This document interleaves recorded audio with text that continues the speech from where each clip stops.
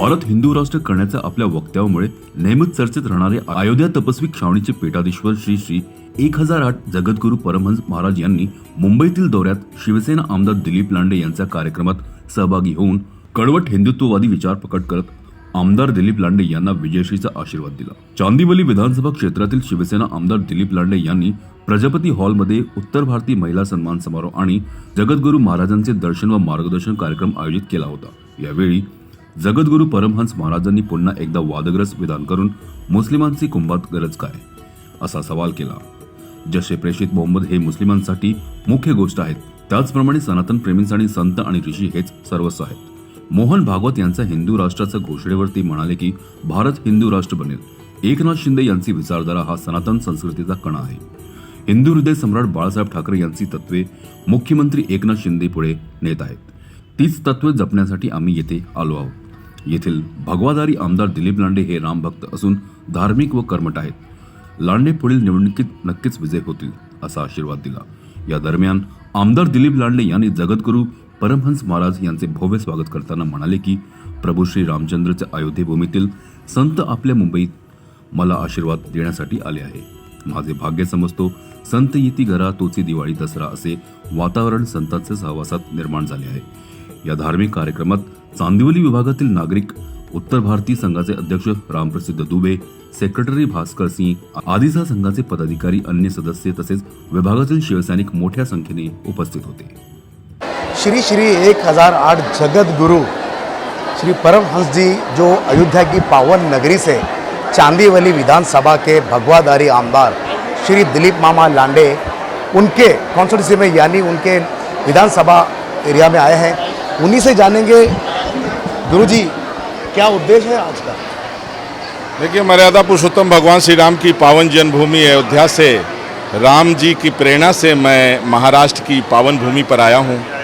राम जी हमारे धनुष बाण धारण करते हैं और धनुष बाण जो है तो यहाँ एकनाथ शिंदे जी के समर्थक एकनाथ शिंदे जी के पास है, क्योंकि छत्रपति शिवाजी महाराज की विचारधारा की रक्षा के लिए ही हिंदू हृदय सम्राट बाला साहेब ठाकरे ने पूरा जीवन जो है लगा दिया और उनका जो सिद्धांत था उस सिद्धांत पर श्री माननीय एकनाथ शिंदे जी चल रहे हैं, उनके समर्थक चल रहे हैं। कुछ लोग थे जो उनके सिद्धांत को तोड़े, जनता ने उनको छोड़ दिया है और ज़रूरी भी था, क्योंकि जो राम का नहीं वो किसी काम का नहीं।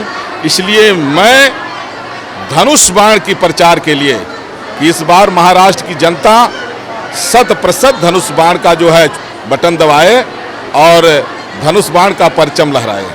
सनातन संस्कृति की रक्षा के लिए आवश्यक है कि लोग छोटे मोटे मतभेद को भूल करके और एक साथ हों। जब संवैधानिक पदों पर बैठे हुए लोग सनातन धर्म को समाप्त करने की चेतावनी देते हैं, धमकी देते हैं इंडिया गठबंधन के लोग, तो उसका विरोध इंडिया गठबंधन का कोई व्यक्ति नहीं करता। इससे साफ होता है कि इंडिया गठबंधन के जितने भी लोग जुड़े हैं वो सनातन विरोधी हैं। इसलिए जनता को अपना सही नेता चुनने के लिए, सही जनसेवक चुनने के लिए ये अच्छा अवसर है। और मैं धनुष बाण के प्रचार के लिए आया हूँ कि राम जी का जो धनुष बाण है वो एकनाथ शिंदे जी के पास में है, उसका बटन दबाइए, तभी महाराष्ट्र की जो मर्यादा है, गरिमा है, वो सुरक्षित रहेगी। देखिए, भगवाधारी विधायक माननीय दिलीप मामा लांडे जी बहुत अच्छे हैं और इनकी विचारधारा जो है राष्ट्रवादी है।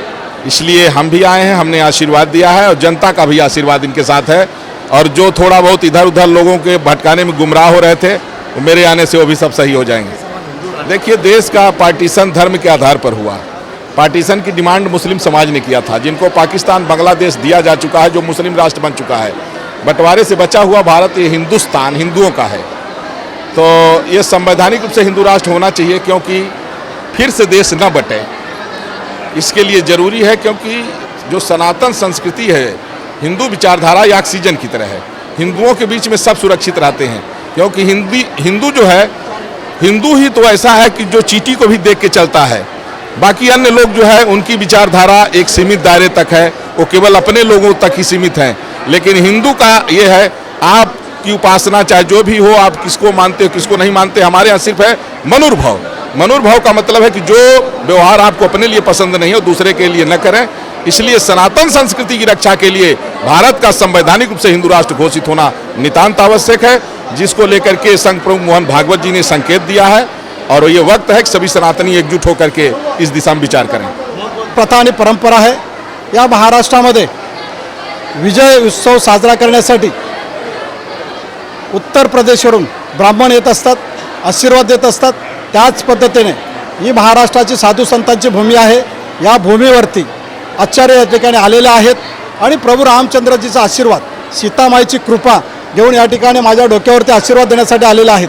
प्रभू रामचंद्राच्या कृपेने, महाराजांच्या आशीर्वादाने या विभागातील सर्व जनता प्रभू रामचंद्राचं धनुष्यबाण उचलून माझ्या डोक्यावरती आशीर्वाद ठेवण्यासाठी त्यांनी या ठिकाणी लोकांसमोर अपील केलेलं आहे आणि त्याच एका आशीर्वादाने या ठिकाणी पुन्हा एकदा प्रभू रामचंद्र धनुष्यबाण उचलून या सर्व लोकांचा आशीर्वाद माझ्या डोक्यावरती मिळेल।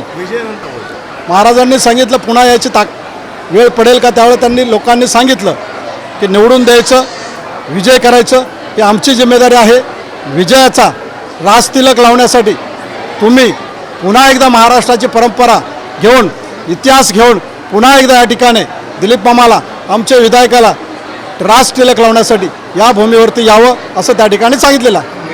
ते प्रभू रामचंद्राची कृपा आहे, महासीताचा आशीर्वाद आहे आणि आमच्या साधू संतांचा आशीर्वाद माझ्या डोक्यावरती आहे आणि साधू संतांच्या तोंडातून आलेलं वाक्य हे आमच्यासाठी आशीर्वाद असतो। तो त्यांचा आशीर्वाद माझ्या डोक्यावरती मिळालेला आहे आणि लोकांनी तो ऐकलेला आहे। लोक त्या ताकदीने, शक्तीने, भगवी ताकद, भगवी भक्ती हे माझ्या डोक्यावरती ठेवतील।